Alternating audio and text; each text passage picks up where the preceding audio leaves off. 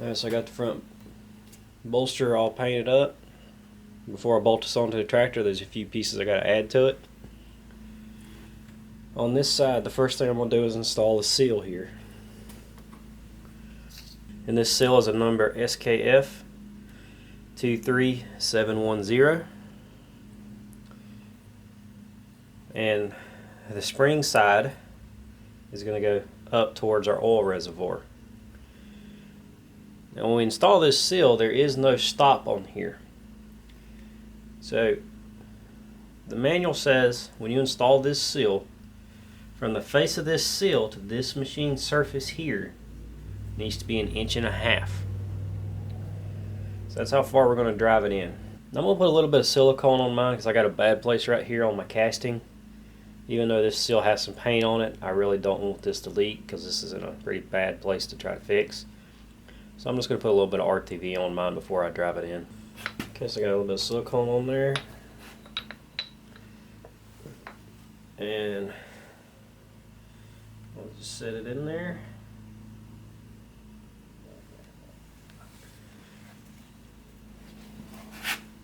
And since there's no stop, you need to try to drive this as straight as possible.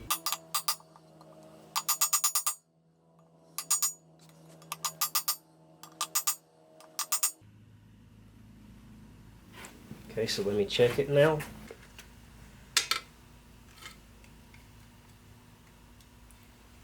So I'm at 1.5 inches right there.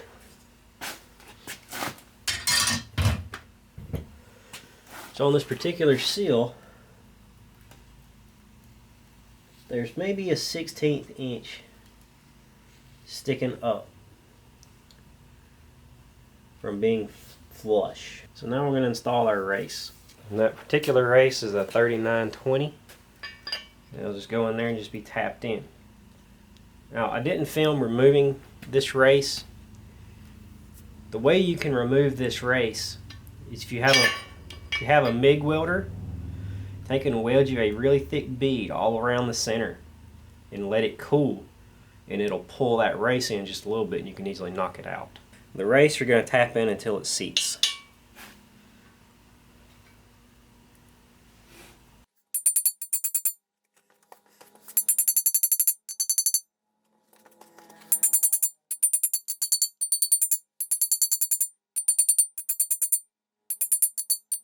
Okay, and I believe I have that fully seated now. And then the last race we have to install is the one on the other side of this side.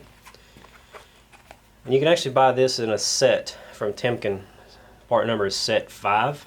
The race itself is an LM 48510. You take it out the same way as this one, with welding a bead on it. And you're just going to tap it in until it stops.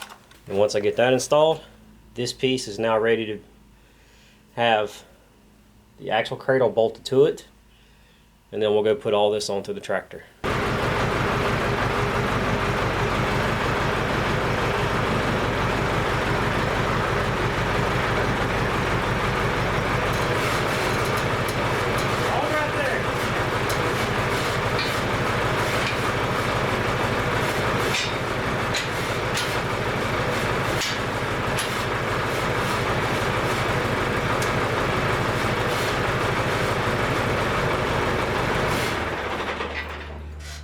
Alright, so there's that on.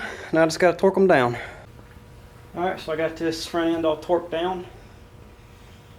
All the bolts on this front so far, the 3/4 bolts and the 5/8 bolts that hold the front axle cradle, torqued to 150 to 180 foot-pounds.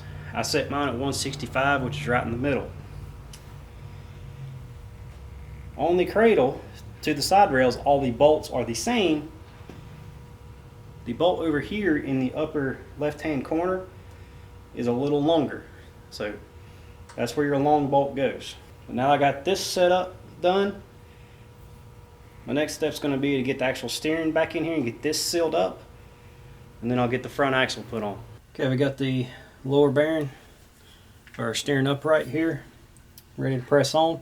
As you can see, this bearing's been packed with the grease. That is the only lubrication that this bearing receives. It does not set in the lubricating oil in the front pedestal or anything. It's all in the grease. So be sure you use a good quality grease there. This is actually the Lucas red and tacky grease. It's my first time using that. I'm gonna see how it works. But anyway, I'm gonna get this bearing over here. Go ahead and split our spindle down in it.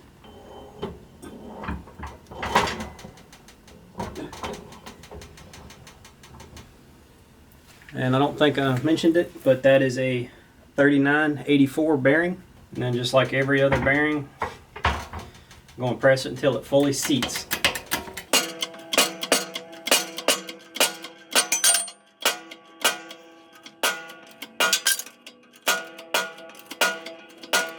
Okay, so now that bearing's fully seated.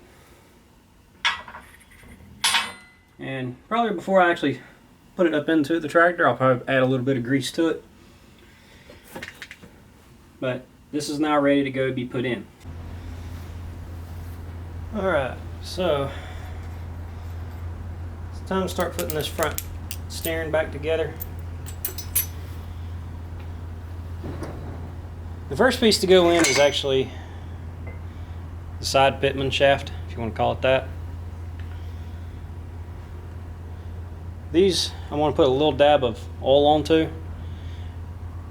and I want to do that because I still haven't come up with my seal right here just yet. The seal that is supposed to be here is no longer available, so I'm having to fabricate something, and it's in the works. Hopefully be done here in a week or two, which time I edit this video, that should be good to go. It should be in this video anyway. But for now, I'm just going to put some little oil in here, and we'll get this shaft put in. And as for the oil, it's just some 75-90 gear oil. Okay, so to get this gear back in here, you have to slide it in.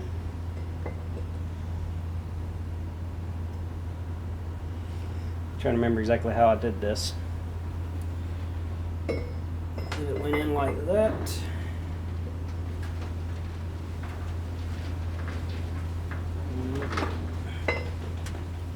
I think I'd have been smart enough to watch my video on this before I sat here and made another video. Alright, so you have to kind of wiggle it down in there and go underneath this inner bearing that sets right here. Then you're going to pick it up and slide it all the way to the right, which is actually the left hand side of the tractor. Lift it up and get it into the bearings. Then you're just going to slide it into position onto the bearings. And I've got mine way over right now, but that's perfectly fine. The next piece to go in is going to be the upright gear. These gear teeth are going to go towards the right hand side of the tractor. We have 6 teeth. We need to make sure that this center groove is in the center of our other arm, or else our steering is going to be limited. I'll slide that in. Let's see, our other one has 1, 2, 3, 4, 5 teeth. So line up it with the third tooth, the one in the middle. And that's just going to set down in there on our seal for the time being. This upper bearing is going to be the next part we put in. So it's part of the Timken set 5. This bearing I have already packed as well. I'm going to add some extra grease to this race, because even though this is kind of in the oil will not really reach up here and get this bearing lubricated. So we're going to go ahead and grease it, and then we're going to stick that bearing down in there. Now on this gear here, there is a master spline right here towards the front. That's going to correspond with the spline on our upright. we're going to take our upright,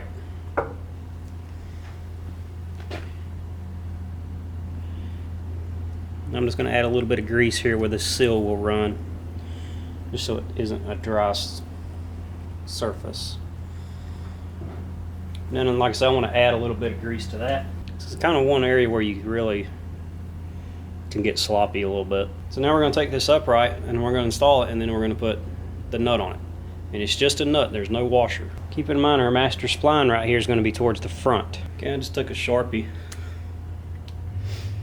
and I made them indexing mark since I'm having a hard time getting it to line up. So hopefully that'll help me line everything up a little easier.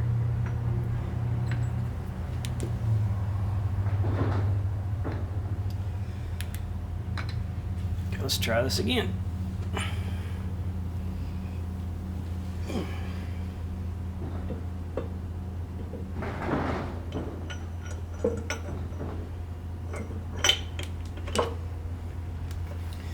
And that time it just fell right into place.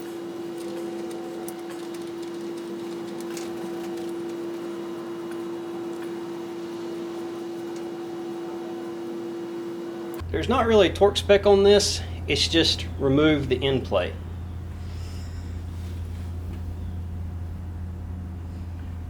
Which means there's pretty much no end plate in it. But the way I'm going to do it is I'm going to snug this down. That'll kind of like seat the bearing. So as you see, I cannot spin it now. And then we're just going to take it and just back it off a little bit.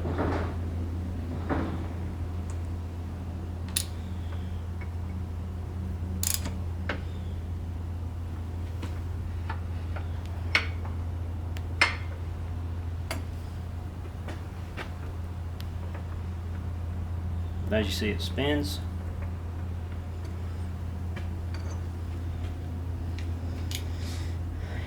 And it looks like I've got it off enough to where I can get this cotter pin in. That's another way you can use it to figure out how tight to make it. Which, yeah, the cotter pin I got will go in, so we'll leave mine that tight, or loose, however you want to look at it. And just make sure you got full range of motion. And then we'll just take the cotter pin, bend the legs on it. Okay, so now that we got our steering upright in, the next thing we're going to work on is getting this seal taken care of. The seal that goes here is in a plate like this one. However, that seal is no longer manufactured, and you cannot change the seal out of that plate because it's molded to it. So I made this one, and this is some 16 gauge steel with a 2-inch OD pipe with a 1/16 wall welded to it. And I welded it on this side here to create a good seal, and then just ground it flush, and then added these little tacks on the outside just to help strengthen it. And this seal is just an SKF seal. The number on it is a 13535. So that's an 1 7/8 OD seal with an 1 3/8 ID. And that fits this shaft perfectly. And we also have, I think they call this the, well, I can't remember what to call it now. But this is basically the plate that's going to hold this shaft in. And mine had a shim pack behind it, which was basically gaskets. And mine measured about 70 thousandths. That's what these are running, roughly. Then I have one more gasket to put in between my new seal plate and this plate. And I'm going to put some silicone RTV on all of this just to help make sure everything seals up. Alright, so we're going to put a little bit of silicone just on this gasket. Just enough to kind of get around the bolts. Let's actually put way too much on that, but it'll be alright. Okay, and I'm going to stick the first one on here and just line up my bolt holes. There's our second one. Now I'm going to slide this plate on.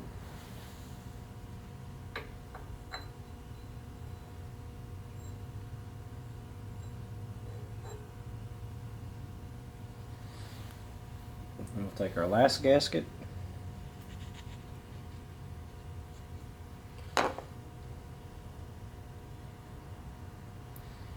Now on this last one, I'm going to put the silicone for the outside onto my plate because this center hole is smaller than my seal, and if I seal it, put silicone on it like that, it's not going to seal.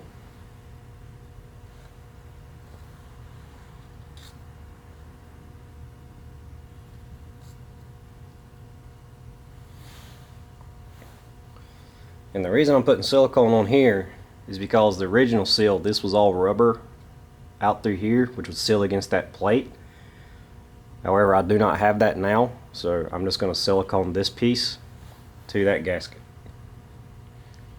And this piece here kind of warped up a little bit just from the heat from welding, so it's going to need a little help to seal up.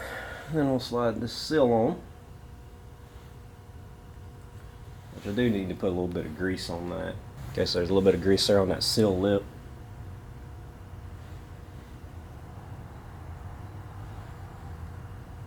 And as you see, that seal's nice and tight.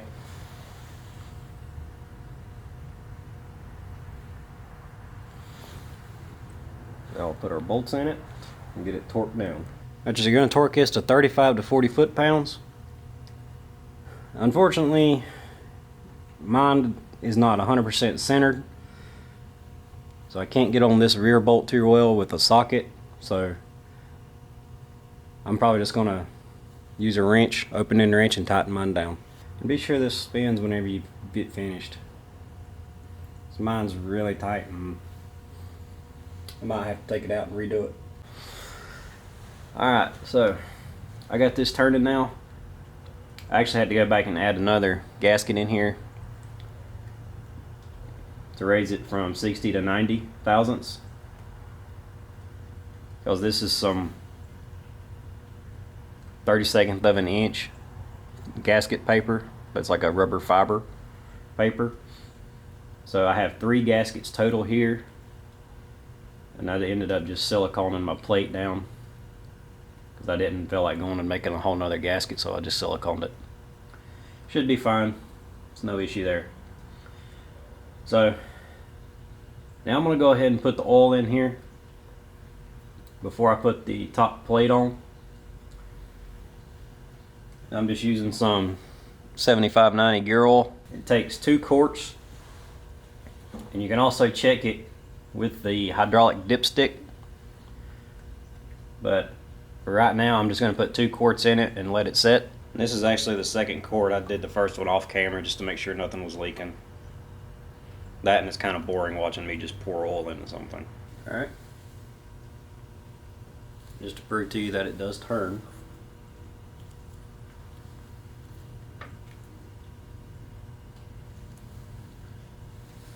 Alright, so now that I got the oil in it, we're going to put our top cover on. I just made a gasket out of some 16th inch cork rubber material. It'll lay there, and then we'll put our top cover on. Now right here on the cover is your fill plug, and it has a little recess in here. I just put an O-ring onto the plug, and I still have mine loose just for now because I'm probably going to end up adding some oil to this reservoir, but we'll wait and see.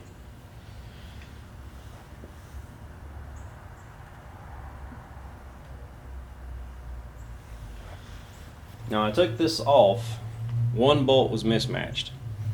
So the way I am, I want all matching bolts. So ended up finding these from Fastenal, and these mimic the originals. And I'll put the number down at the bottom in case anybody wants some of them. And the parts manual shows a lock washer underneath these. I didn't have a lock washer under any of these. I don't know if it's supposed to be there or not, but since these are flanged bolts, I'm not going to put one under them. And then I'm just going to run them down snug because that gasket doesn't have any kind of compression stops. I don't want to over torque it and damage them. So I'm probably only going to have maybe 10 foot-pounds at the most on it. Alright. So there's the front steering box now reassembled. The only thing left to put on here is the actual fitment arm. I have that painted and ready to go on. I'm just unsure if I want to put it on right now or wait until I put the hood side on. So I'll cross that bridge when I get to it. Okay. Before I cap this up, I was saying I was wanting to get the tractor back on level ground, which I have it on level ground. To check the fluid level in this, you're going to use your hydraulic dipstick. Now, on one side we have our hydraulics. On the other side is our pedestal. And you'll see a line here that says pedestal oil level and one that says filler opening. If you take your dipstick and stick it down in here to where you are flush with your filler opening, you'll see your oil level right there on your dipstick. Now mine, depending on where I go with it, is pretty much close to the line, 16th above or below, so I've got plenty of oil in my pedestal. So now I just gotta get me an O-ring and cap that up.